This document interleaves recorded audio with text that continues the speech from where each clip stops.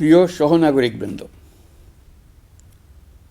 স্বাধীনতার পর অর্ধ শতাব্দী অতিক্রম করে আমরা এক ঐতিহাসিক আত্মত্যাগের বিনিময়ে এক অপূর্ব সুযোগের মুহূর্ত সৃষ্টি করেছি।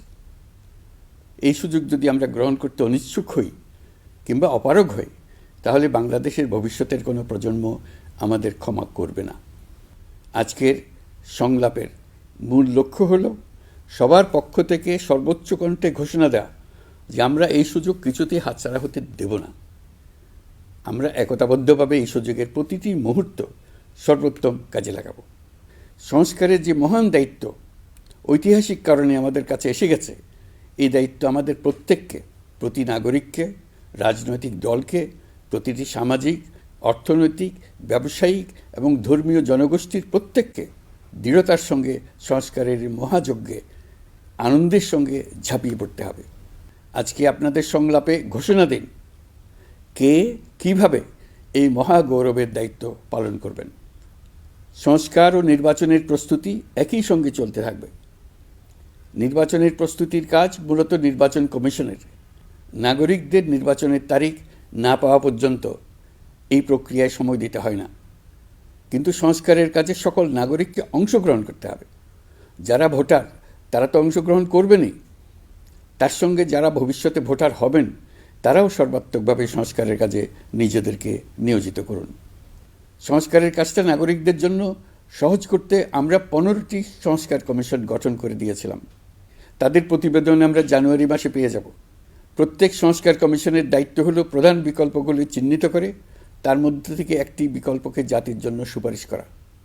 যার যার ক্ষেত্রে সংস্কারের মাধ্যমে ভবিষ্যৎ কীভাবে রচিত হবে তা বিভিন্ন পক্ষের মতামত নিয়ে সুপারিশমালা তৈরি করে দেওয়া, নাগরিকের পক্ষে মতামত স্থির করা সহজ করে দেওয়া।